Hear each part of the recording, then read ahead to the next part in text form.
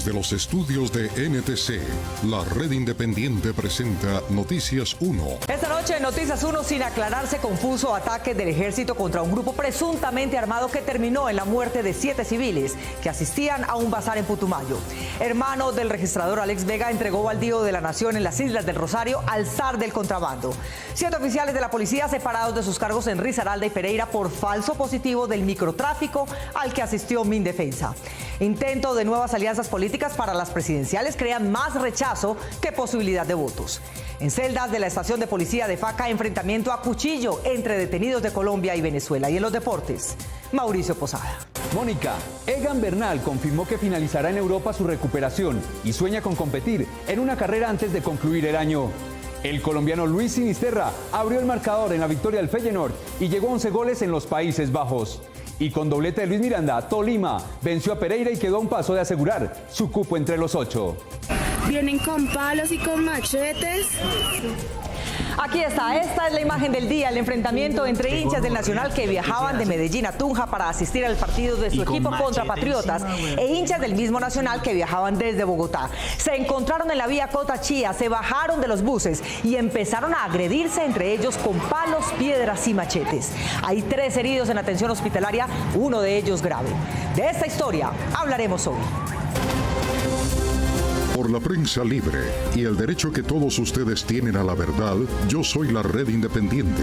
Presenta Noticias 1 con Mónica Rodríguez y Mauricio Posada. Queridos defensores de la prensa libre, buenas noches. A lo largo de las últimas semanas hemos recibido cientos de mensajes pidiéndonos que regrese la promoción de Noticias 1 y la revista Cambio. Pues bien, durante este mes de abril la tendremos nuevamente para ustedes y con una maravillosa sorpresa. Aquí se las contamos. Por cada donación en baki.co/inclinada la red independiente de 230,000 pesos o más, ustedes fortalecerán la labor informativa de Noticias 1. Tendrán la suscripción a la revista Cambio por un año y además recibirán este maravilloso morral reflectivo para que brille siempre nuestra alianza por la verdad. Muchas gracias por elegir la independencia. Y ya lo saben, apoyen nuestro trabajo, tengan la suscripción de la revista Cambio por un año y reciban en sus casas el maravilloso morral reflectivo de la alianza. Entre ya a baki.co/inclinada la red independiente y hagan sus aportes. Y lo vieron ustedes en nuestra imagen del día, la violencia entre los hinchas del fútbol llegó al colmo hoy cuando seguidores del Nacional de Medellín se enfrentaron a machete, palo y piedra con hinchas de ese mismo equipo provenientes de Bogotá. Los hechos, que dejan hasta el momento 3 heridos, uno de ellos de gravedad, se presentaron en la vía Cotachía en la sabana de Bogotá. Así comenzaron los enfrentamientos entre hinchas de Atlético Nacional que viajaban con rumbo a Tunja para presenciar el partido contra Patriotas. A las 3 de la tarde, 25 buses de turismo con cerca de 700 hinchas del Atlético Nacional provenientes de Medellín se encontraron con 5 buses con 150 hinchas del mismo equipo pero provenientes de Bogotá. En ese momento se enfrentaron con piedras, palos, cuchillos y machetes en la vía Cotachía que conduce a Tunja. ¡Es la vía de nosotros!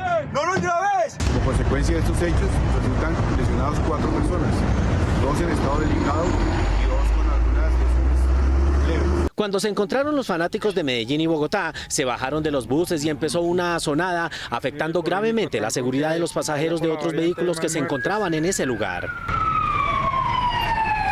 Los hinchas se agredieron con cuchillos y machetes, dejando gravemente herido a uno de los aficionados que rápidamente fue atendido por la policía que lo trasladó a la clínica de Chía. Quietos. Un equipo de investigación criminal rápidamente hizo una revisión de cámaras, logrando identificar a uno de los agresores. Fue capturado y en este momento está siendo judicializado. El presunto agresor, que portaba un machete y que fue captado en las cámaras de seguridad, ya fue capturado por la policía. Gracias a la reacción de la policía, se logró evacuar a la persona que más grave estaba de salud. Y de la misma manera se evitó de que pasara a mayores esta confrontación. La situación fue controlada sobre las 4 de la tarde. Los hinchas que viajaban desde Medellín siguieron con destino a Tunja, mientras que los 5 buses de Bogotá fueron devueltos a la capital. Una semana después de que miembros del ejército atacara a un grupo de hombres presuntamente armados, todavía hay dudas sobre la veracidad de la versión oficial. La comunidad insiste en que fueron más los civiles muertos que los presuntos guerrilleros identificados. 5 días después del presunto enfrentamiento entre miembros de una banda criminal y unidades militares en una vereda cerca de Puerto Leguízamo, Putumayo, en donde se encontraban decenas de pobladores que asistían a un bazar para recolectar fondos, no ha podido dilucidarse si lo que allí sucedió fue una confrontación entre hombres armados, unos del Estado y otros de la delincuencia, o si fue una masacre en que murieron civiles habitantes del sector. En estas imágenes grabadas el día anterior a que se presentara la balacera, cuando ya se había iniciado el bazar, se ve decenas de campesinos escuchando música y conversando en grupos mientras consumen cerveza. Decenas de latas tiradas en el piso dan cuenta de que la fiesta popular llevaba varias horas de desarrollo. No obstante, las fuerzas militares informaron que sus uniformados atacaron porque allí se encontraban mezclados con la gente del sector, hombres con armas que pertenecerían a las disidencias de las antiguas FARC. En operaciones militares fueron neutralizados 15 presuntos integrantes de la segunda marquetaria del departamento del Putumayo. A pesar del parte de victoria del ejército, la comunidad asegura que allí murieron personas conocidas y habitantes tradicionales de la vereda. Todos estaban desarmados, no tenían ninguna porque no son guerrilleros, por favor. Según los familiares de las víctimas mortales, de los 11 cuerpos que se recogieron después de la balacera, 7 eran civiles, de los cuales 4 ya están identificados. Díder Hernández, presidente de la Junta de Acción Comunal, Vereda El Remanso, Puerto Leguízamo. Ana María Sarria, esposa del presidente de la Junta. Brian Santiago Pama, menor de 16 años de edad. Y Pablo Panduro Conchinque, gobernador del Cabildo Quigua. Otros civiles serían Óscar Olivo Yela y 2 jóvenes conocidos en la vereda. Evidenciar cómo la comunidad estaba en un evento de lo que se denomina cuadrangulares. La operación militar comenzó, según los testigos, a las 7:30 de la mañana del pasado lunes, cuando todavía parte de la comunidad seguía departiendo en el lugar, después de casi un día y medio de reunión. Testigos aseguran que la masacre fue cometida por hombres vestidos de negro que llegaron primero al sitio y que después fueron vistos en compañía del ejército que adelantaba el operativo. Que me los mata ahora, desde que estoy guerrillero, yo me va a doler eso, por favor. Un menor de edad que estudiando y ahí estaba acompañándome a mí porque quería trabajar conmigo, ayudarme nomás. Otros testigos aseguran que en el bazar habían hombres del grupo ilegal armados y que cuando llegó el ejército empezó la balacera. Y ahí empezó la masacre con a todo lo que se movía, los militares le daban plomo. Los habitantes cuestionaron que el ejército, en una operación de esa envergadura, los militares no supieran quiénes eran civiles y quiénes eran guerrilleros y que iniciaran el operativo en medio de una reunión de civiles. Eso no era un campamento, para decir que fue un campamento, eso era una caseta comunal. Esta mañana partió una misión humanitaria hacia la vereda El Remanso para determinar la veracidad de los hechos. La Defensoría del Pueblo había advertido desde hace 2 años que la comunidad de la vereda El Remanso, que hoy se lamenta por la muerte de 7 de sus habitantes, estaba bajo riesgo inminente por la presencia de la banda conocida como La Mafia. Miguel Ángel Peñaranda. Mónica, la Defensoría había reiterado sus advertencias hace 2 meses cuando dijo que esa comunidad iba a quedar en la mitad de los actores armados y de los militares.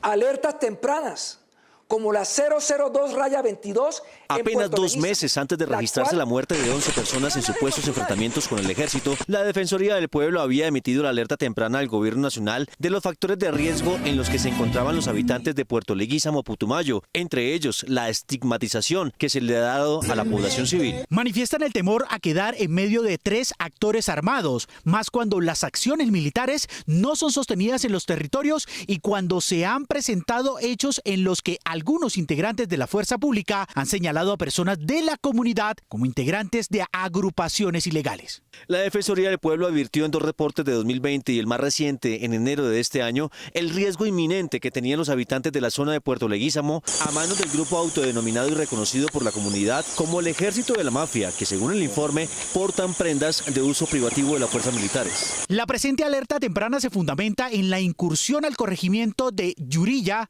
del grupo armado ilegal que se autodenomina Ejército de la Mafia, grupo que se presume pretende disputarle el control a la facción disidente de las ex-FARC-EP. La presencia de este grupo armado ilegal al servicio del narcotráfico prendió las alarmas de posibles infracciones a los derechos humanos contra la población, advirtiendo incluso el accionar de la fuerza pública. Se insta a la fuerza pública a hacer presencia permanente en el área focalizada para prevenir posibles arremetidas en contra de la población civil y desarrollar las acciones de inteligencia militar con plena adscripción al respeto de los derechos humanos. Para la Defensoría ha sido desconcertante que el seguimiento a esta alerta temprana mostrara un cumplimiento bajo y se limitara a controvertir el informe emitido por la entidad. Situación que, como se evidencia en el presente documento, repercutió en el avance de los escenarios de riesgo y las conductas vulneratorias en contra de la población civil. La Defensoría del Pueblo informó que la grave situación que se registra desde hace varios años en Putumayo necesita la acción urgente del Gobierno Nacional y de los entes de control para evitar más infracciones a los derechos humanos en esta zona del país. La versión militar sostiene que durante más de 3 semanas se preparó la operación con la identificación positiva de un narcotraficante de las FARC y que ésta se ejecutó con estricto respeto por los derechos humanos. Los archivos militares describen la estructura y los sitios del departamento de Putumayo en donde suelen esconderse las disidencias del Frente 48, conocido también como Frente Pedro Martínez. Según el informe militar, esta organización se conformó en zona rural de Puerto Asís bajo el mando de Pedro Oberman Goyes, alias Sinaloa, quien estuvo a cargo de la banda narcotraficante La Mafia, que ha tenido varias transformaciones y jefes cuyos miembros suelen camuflarse, según inteligencia del Estado, entre los civiles. Su actuar delictivo es así, vestidos de civil, con armamento, pretendiendo evitar la acción de la fuerza pública, como ocurrió en la operación. Antes de la operación del lunes pasado, los militares habrían sido informados sobre la presencia de hombres de esa estructura criminal en zona rural de Puerto Leguízamo. Y entre ellos, Carlos Emilio Loaiza, alias Bruno, uno de los presuntos narcotraficantes de las disidencias. Un blanco identificado, la estructura 48, cabecillas de las comisiones de finanzas, alias Bruno y Managua, encargados de la comercialización del narcotráfico en esta zona del país. Según el ejército, al confirmarse la identidad de los exguerrilleros y luego de 15 días de análisis, unidades de combate entraron a la zona. Después de una inserción de asalto aéreo, realiza la infiltración por más de 10 días. El lunes 28 de marzo, aproximadamente a las 7 de la mañana, se inician los combates contra la estructura 48 Comandos de Frontera. Después de los enfrentamientos se conocieron las denuncias sobre la muerte de civiles que aparentemente no tenían relación con las disidencias de las FARC que estaban en esa vereda. El ejército se reafirma en sus resultados y en que los hombres armados que estaban entre la población civil eran narcotraficantes de las disidencias.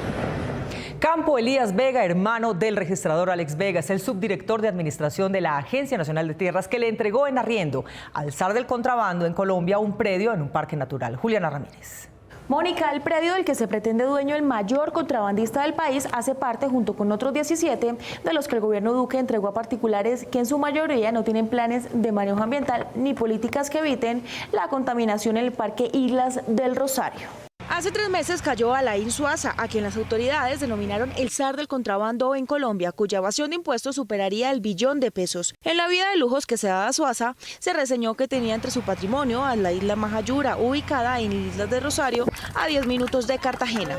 Planeaba construir ecohotel en una isla que manejaba cerca a Cartagena. La isla Majayura, que tenía en su poder el zar del contrabando, hace parte de los 18 contratos de arrendamiento de baldíos en las Islas del Rosario que ha otorgado el gobierno Duque en los últimos 4 años a través de Campo Elías Vega Rocha, subdirector de la Administración de Tierras de la Nación de la Agencia Nacional de Tierras y hermano del registrador Alexander Vega. Las Islas de Rosario tienen un valor cultural, étnico y especialmente ecológico que no puede olvidarse por estar metido y por ser las zonas amortiguadoras de un parque nacional submarino. Los baldíos son propiedad de la nación y por orden constitucional son inembargables, inalienables e imprescindibles. En el caso de los baldíos que conforman Islas de Rosario, se arriendan desde 2015 y en los últimos 4 años se ha hecho bajo un régimen especial establecido en el Acuerdo 106 de 2019 de la Agencia Nacional de Tierras. Ahora se han convertido en islas privadas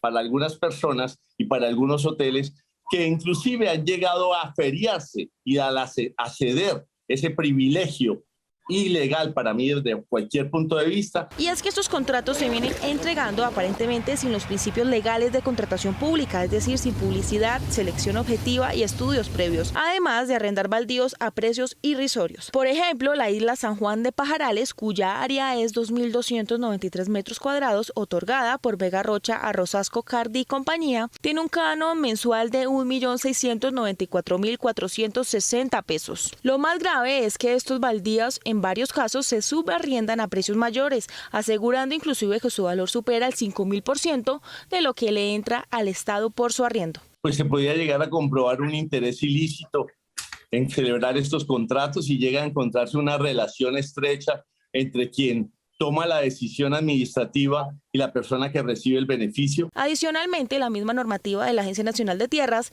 establece que los beneficiarios de los contratos deben obtener las autorizaciones ambientales y planes de manejo ambiental para las obras que adelantan en el predio. Sin embargo, en un derecho a petición, la Agencia de Tierras relata que de los 62 contratos actuales, solo 3 cuentan con plan de manejo ambiental. La gente que está ocupando esos territorios protegidos y al no tener un plan para el manejo de los vertimientos, al tener un problema con los ruidos por las plantas eléctricas para tener ellos aires acondicionados y los lujos que tienen en esos hoteles y en esas casas privadas, pues puede estar llevando a violar normas ambientales. Consultamos a Campo Elías Vega Rocha, encargado de otorgar esos contratos en la Agencia Nacional de Tierras, y decidió por el momento no pronunciarse al respecto. Como la casa que ordenó demoler en su presencia al ministro de Defensa no era la olla de vicio que a él le dijeron, se inició una investigación a quienes hicieron el montaje y para empezar se ordenó separar de su cargo a 7 oficiales de la policía en el departamento. Víctor Ballestas. Mónica, el director de la Dijín reconoció que lo que se mostró y se dijo en ese evento de prensa no correspondía a la realidad y anunció la suspensión de los oficiales. Ahora se espera que la investigación llegue a los autores directos del montaje. Hace una semana, Noticias 1 publicó una nota con imágenes de Pereira en un presunto operativo contra el narcotráfico, durante el cual sería derribada una casa de humilde apariencia que era señalada de ser una olla de venta y consumo de droga. El ministro de Defensa, Diego Molano, fuertemente escoltado y acompañado por las autoridades locales y regionales, llegó al sitio para dar a conocer los resultados del denominado Plan 1000 contra el microtráfico. Se había convertido en una guarida de atracadores, en un sitio de consumo. Con base en información supuestamente de inteligencia, el ministro presenció el momento en que los bulldozers echaban al suelo la vivienda. Poco después, por denuncias ciudadanas, se supo que la casita era la habitación durante 7 décadas de una señora de 93 años de edad. Ella siempre estuvo pendiente de su casa. También se supo que uniformados de la policía local, aprovechando que la dueña del predio había sido trasladada a un ancianato, ingresaron a la casa con más de 10 indigentes, les proporcionaron droga y los grabaron en video mientras la consumían, como prueba de que el lugar era un antro de corrupción. Fue ocupado por las autoridades en el marco del Plan 1000. Por la denuncia de Noticias 1 y de otros medios de Risaralda, la Policía Nacional inició una investigación y tomó la decisión hoy de separar de sus cargos a los miembros de la cúpula policial del departamento de Risaralda y su capital, Pereira. Se trata de 7 oficiales, de los cuales 5 tienen grado de coronel y 2 de mayor. Coronel Aníbal Villamizar, comandante de la Policía Metropolitana de Pereira. Coronel John Freddy Falla, subcomandante. Teniente Coronel de Huiziomara Jacome, comandante operativo. Coronel Carlos Andrés García, jefe de investigación judicial Interpol. Teniente Coronel Ana Gabriela Gutiérrez, jefe de la Regional de Investigación Criminal número 3. Mayor Wilmer Delgado, jefe de la Seccional Criminal de Pereira. Y el mayor César Alfonso Boorques, jefe de Comunicaciones Estratégicas de la Dijín. En nombre del Gobierno Nacional. El general Fernando Murillo, director de la Dijín, se encargó de la investigación del fraude. Desafortunadamente se presentaron hechos por parte de la institución que no corresponden. Carlos Andrés Sánchez, nieto de la propietaria de la vivienda, denunció desde el primer día el falso positivo policial. Es maluco y nosotros hemos tenido mucha zozobra por retaliaciones, yo no he podido dormir bien. Sánchez Guerrero cree que hace falta investigar a unos funcionarios civiles que serían cómplices del engaño. Obviamente el Estado, el municipio, porque es que ellos para dar una información con bombos y platillos, no tienen que asegurarse bien de lo que están diciendo. Con la información recaudada hasta el momento, la familia buscó la asesoría de una reconocida firma de abogados. Se presentaron unas omisiones, unas fallas del servicio por parte de unos actores estatales, que en este caso sería la Nación, Ministerio de Defensa, Policía Nacional y el municipio de Pereira, presuntamente. La casita, ya en escombros, es custodiada hoy por uniformados militares mientras se resuelve el problema legal en que quedó envuelto el municipio, el departamento y la nación. El candidato Gustavo Petro y su fórmula visitaron juntos La Guajira y Vichada. El del centro anda de gira en el centro del país y Federico Gutiérrez se fue a encontrarse con los gobernadores actuales en la costa norte. Este fin de semana, Gustavo Petro y Francia Márquez iniciaron una gira que denominaron Puntos Cardinales. El sol es la riqueza de La Guajira. Ayer visitaron el corregimiento Nazaret, un enclave guayú en el extremo norte de la península de La Guajira, en el sector conocido como Punta Espada. Es el desierto, la riqueza de La Guajira. La gira también los lleva a Puerto Carreño, capital del Vichada, en el punto más oriental de Colombia, y culminará en Leticia, en el extremo sur del país, y en Tumaco, en el occidente colombiano.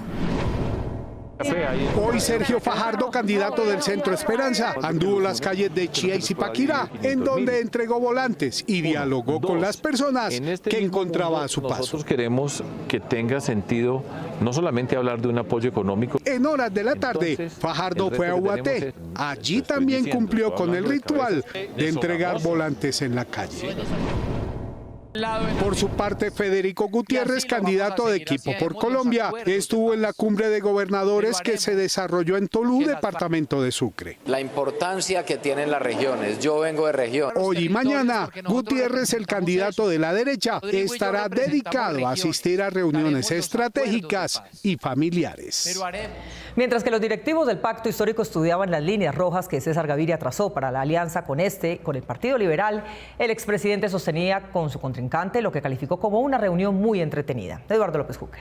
Mónica, pero más desconcertados quedaron los de la campaña de Ingrid Betancourt, que salió de la campaña del centro rechazando las maquinarias y ahora anuncia su unión con Álvaro Uribe.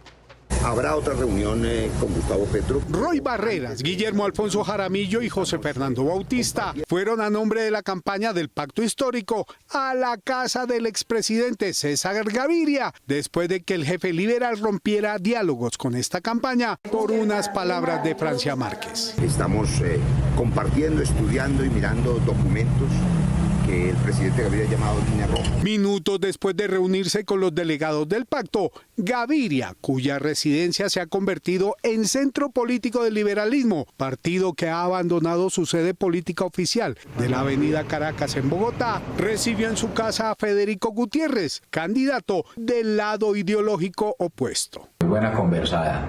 Hablando de país. Después, el expresidente reunió a sus bancadas de Senado y Cámara para informarles detalles de ambos encuentros. Es una excelente charla, la verdad. En otro ciclo de acercamientos, Ingrid Betancourt y Álvaro Uribe anunciaron desde sus cuentas de Twitter que podrían llegar a alianzas firmes frente a la corrupción que traen las maquinarias. Ambos se elogiaron mutuamente, pero los simpatizantes de Betancourt y su antigua coalición la criticaron ácidamente por intentar unirse al uribismo. Las fallas mecánicas de un bus que cubría la ruta Mocoa-Pitalito hicieron que el vehículo se precipitara por un abismo, ocasionando la muerte de 5 de sus pasajeros y heridas a otros 25. Darío, con cuidado la columna. 5 personas muertas y 25 más heridas fue el saldo que dejó un accidente de un bus cuando cayó a un abismo en la vía que de Mocoa conduce a Pitalito en el sur del Huila. De acuerdo con la información de la policía, el accidente se dio porque al parecer el conductor perdió el control del bus cayendo al menos 100 metros. Un bus sale de la vía y sufre volcamiento, donde se ocasionan 5 personas fallecidas. Todos los organismos de emergencia se están haciendo las coordinaciones con el apoyo de las ambulancias para trasladar los heridos. En redes sociales se conocieron los videos en los que se registraron los momentos de angustia de quienes iban en el bus. La ministra de Transporte, Ángela María Orozco, en su cuenta de Twitter, confirmó que el accidente se pudo presentar por fallas mecánicas que al parecer presentaba el bus. Recordamos la importancia de la revisión técnico-mecánica, manejar con precaución por lluvias y respetar los límites de velocidad. Un grupo de la Fiscalía se desplazó al sitio para iniciar las investigaciones. Un migrante murió y otros 6 sufrieron heridas de cuchillo en lo que parece ser un acto de xenofobia dentro de la estación de policía de Facatativá, al occidente de Bogotá. Enrique Tapias. Mónica, según los testigos del caso, para el momento de la agresión solo un patrullero cuidaba a más de 34 detenidos que debieron haber sido requisados para asegurarse de que no fueran recluidos con armas, como evidentemente no pasó en este caso. Al mediodía del pasado 12 de febrero en la estación de policía de Facatativá, Cundinamarca, según la policía, había 7 uniformados en esas instalaciones en las que permanecían detenidas por lo menos 34 personas, entre hombres y mujeres. Sin embargo, una fuente de la policía le dijo a Noticias 1 que ese día un solo patrullero se encontraba en esas instalaciones cumpliendo las funciones de comandante de guardia, radiooperador e incluso de custodio de los detenidos que permanecían en las 2 celdas, pues el comandante de la estación, Mayor Luis Cajamarca, tampoco se encontraba. A la 1 de la tarde, al interior de las instalaciones en la celda de detención de los hombres, se generó una riña con armas blancas entre un grupo de colombianos y venezolanos, al parecer por xenofobia. La brutal pelea se presentó en una celda destinada para máximo 10 personas, pero en ese momento había 24 detenidos, entre ellos 17 colombianos y 7 venezolanos, que se enfrentaron con armas blancas.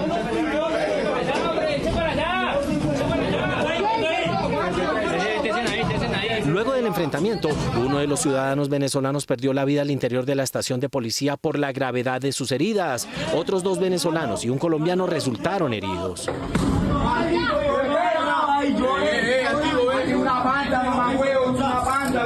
La policía señaló que ya inició una investigación para establecer el nivel de responsabilidad de los uniformados en este enfrentamiento. Se dio apertura a una investigación disciplinaria, la cual en este momento cursa como prioritaria. Avanza en el marco del debido proceso y en este momento nos encontramos a la espera de los resultados. Familiares de los lesionados esperan respuesta de la policía, pues al interior de la celda fueron encontrados por lo menos 10 cuchillos sin explicación, cuando a los detenidos aparentemente les quitan hasta los cordones de los zapatos por su propia seguridad antes de ingresar al punto de detención. Los rusos eran grandes consumidores de café, pero ya no tienen cómo comprarlo, lo que indican los indicadores. En el último trimestre del año pasado, los mayores compradores ante la Organización Internacional del Café fueron la Unión Europea, Estados Unidos, Japón, la Federación Rusa y Canadá. Esto indica que los ucranianos tienen cómo seguir alerta y los rusos ya no. Esto es lo que indican los indicadores. Por cada donación en baki.co/inclinada la red independiente de 230.000 pesos o más, ustedes fortalecerán la labor informativa de Noticias 1. Tendrán la suscripción a la revista Cambio por un año y además recibirán este maravilloso morral reflectivo para que brille siempre nuestra alianza por la verdad. Muchas gracias por elegir la independencia.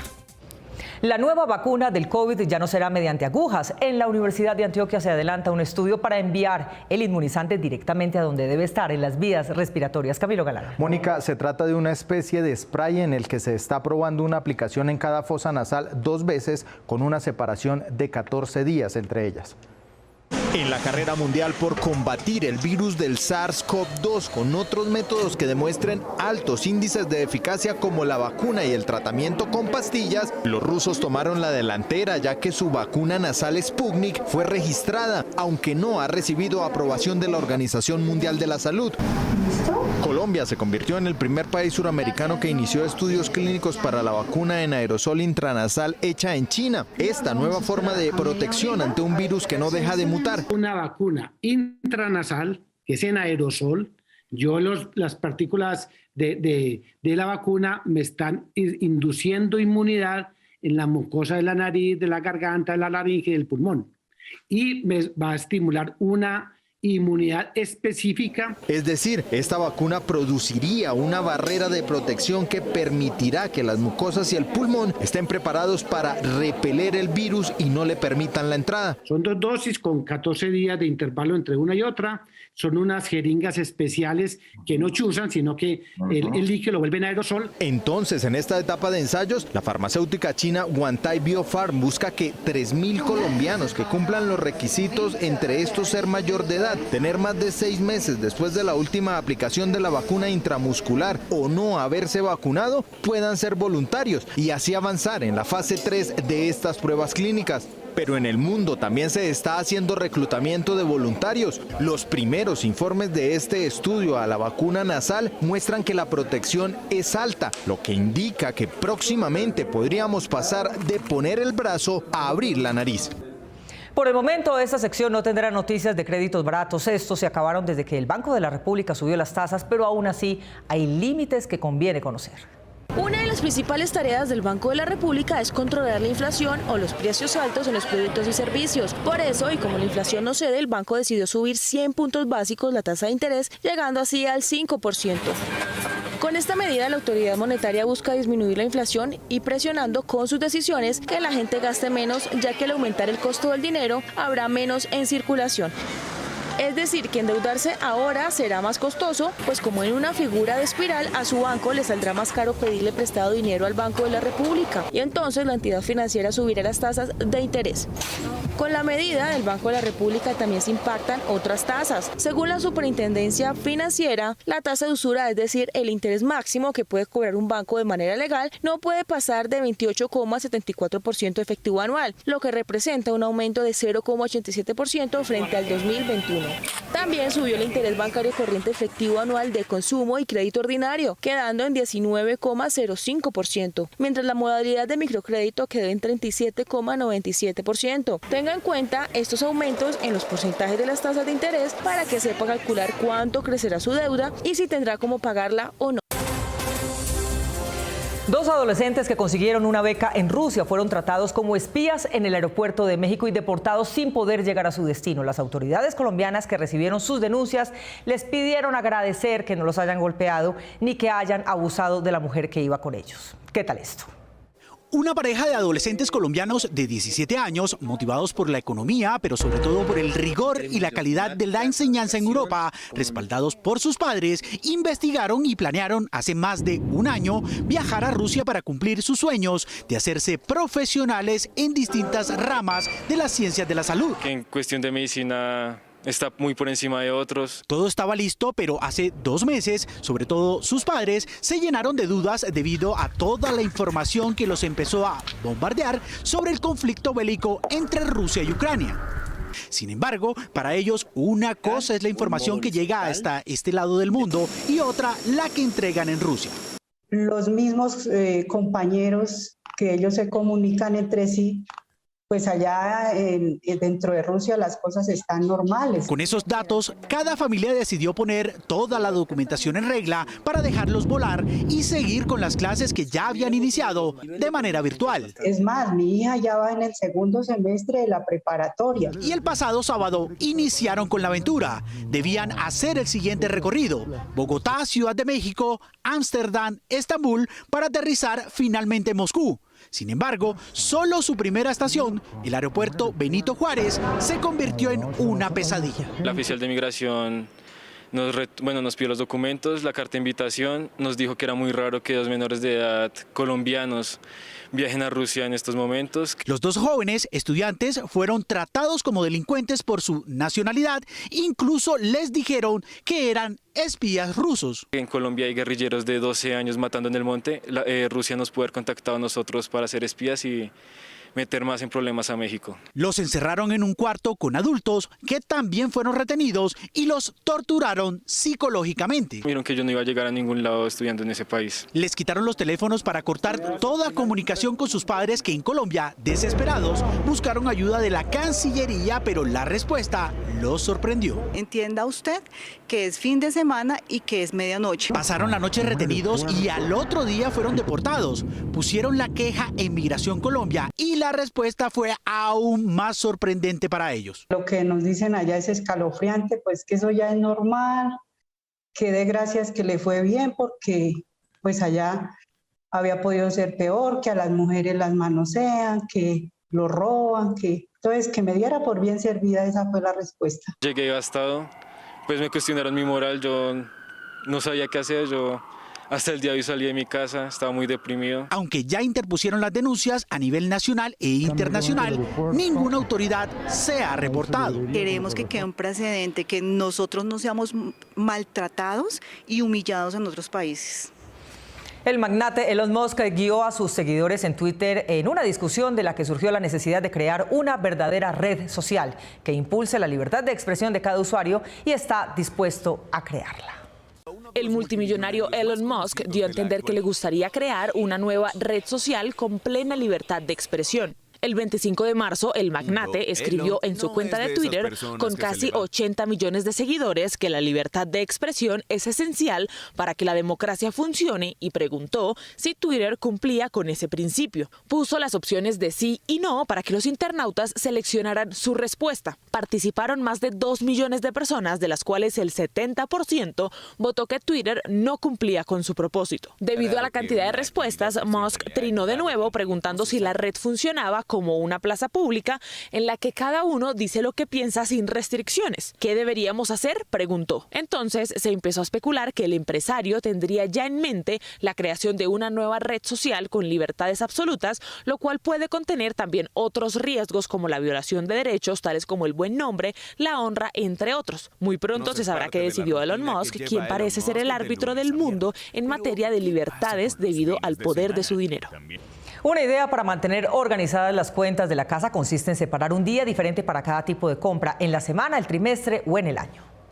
Cuando vaya a comprar lo que usted necesita para su hogar, como alimentos, electrodomésticos o implementos de aseo, es importante que sepa de cuánto dinero dispone para invertirlo apropiadamente. Una vez tenga la claridad sobre esa primera precaución, vale la pena enterarse de los descuentos que ofrecen los supermercados en determinadas fechas y productos para poder aprovechar lo que se constituye en rebajas. Lunes de verduras, martes de carnes, viernes de cuidado del hogar, jueves de cuidado personal. También es buena idea hacer las compras excepcionales de aparatos más costosos durante los días sin IVA, pues en estas fechas va a conseguir mejores precios.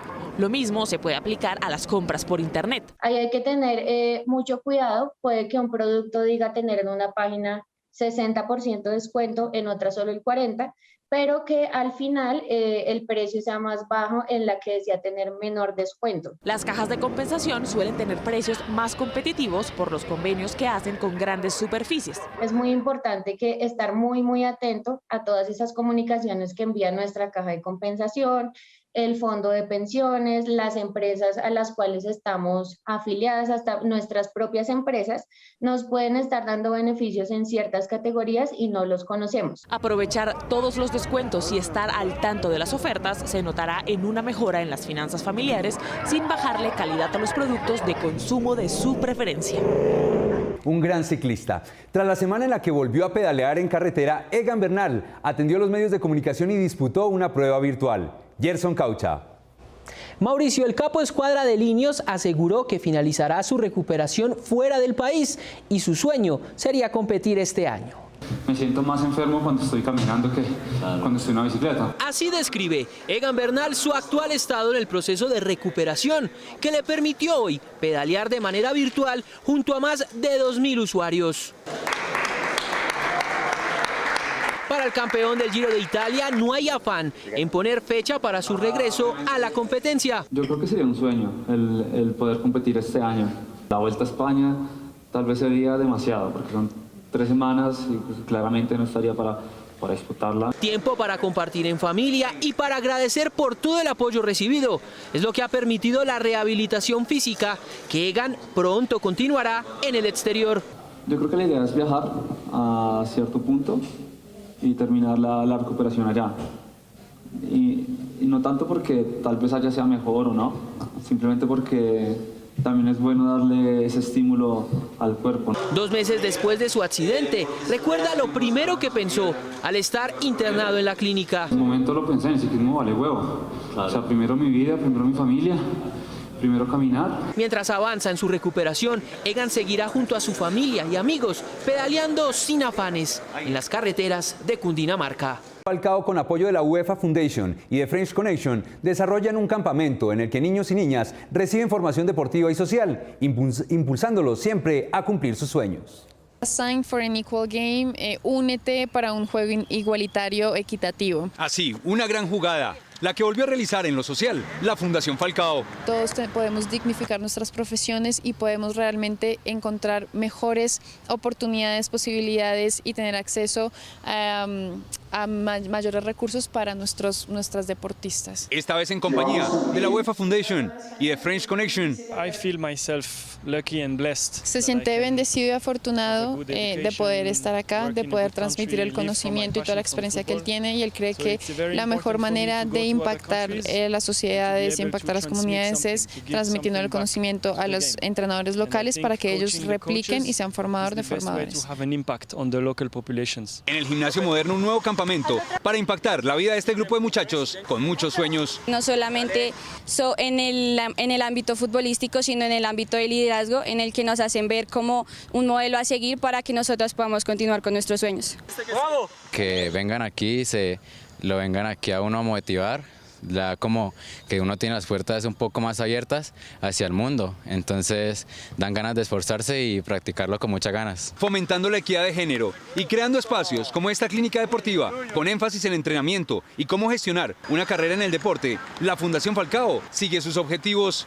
Este año incluimos niñas de acá de Bogotá y de Colombia que viven en Bogotá, que realmente quieren encontrar en el fútbol una herramienta de construcción social, un modo de vida, un estilo de vida. Contribuir con la formación, no solo en lo deportivo, sino en lo humano, a través de escuelas, es que la Fundación del Tigre espera que las ideas que nacen en una cancha se hagan realidad con colombianos íntegros.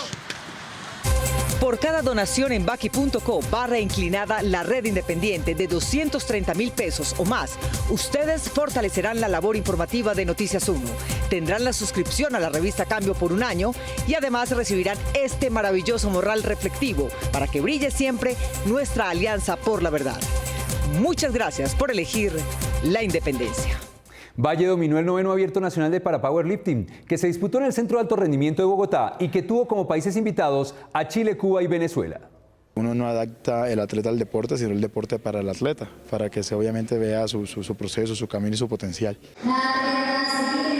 Y ese potencial lo confirmó con títulos María José Movilla en el Parapowerlifting, con 2 medallas de oro que agradece. Primeramente a Dios, a mi familia, a mi entrenador que con su esfuerzo ha estado ahí al pie de lucha conmigo y no me ha abandonado. Carlos Ochoa, entrenador de Córdoba, tras el logro, se fundió en un abrazo con su campeona. Lloré porque son sacrificios, todos tenemos sacrificios, todos tenemos luchas constantes. Nosotros viajamos 20, 30 minutos diarios para poder entrenar. Vivo en Montería y entreno en Cerete. Con la gloria de Dios todo se dé y las cosas puedan salir y lleguen más, porque sería muy chévere que hubiera más deportistas. Majo es Selección Colombia de Parapowerlifting, que prepara el Parapanamericano Juvenil de Bogotá en noviembre y solo hasta hace un año llegó al deporte.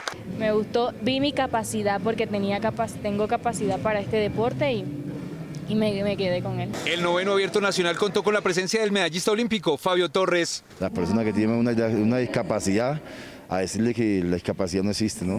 La discapacidad está en la mente. Incluso internacionales y de gran recorrido, como el mundialista y olímpico Juan Carlos Garrido de Chile. Contento de estar acá. Recordar mi inicio, fueron acá en Colombia partiendo con los campeonatos, a los primeros campeonatos que nos llevaban. Además, los que se forjan, como Fernanda Garcés, también chilena y vencedora, impulsada por Teletón. Yo venía aquí por experiencia, pero yo dije, si gano medalla, gano medalla. Sin embargo, en el certamen se esperaban más participantes. Pues entendemos que todo el país está pasando por un proceso de ley de garantías, que le llamamos. Entonces creo que muchas regiones se quedaron por fuera. Este evento supo orientar a entrenadores y deportistas de cara a la Copa América de Estados Unidos y al Parapanamericano Juvenil de Bogotá, en busca de sus proyecciones. Desde ahora, toda denuncia sobre acoso, maltrato o violación a deportistas, sin importar de edad o categoría, será recibida por el Ministerio del Deporte. El mensaje es claro. Ni silencio ni violencia. En el sector, históricamente, hemos sabido de casos, pero no se habían denunciado.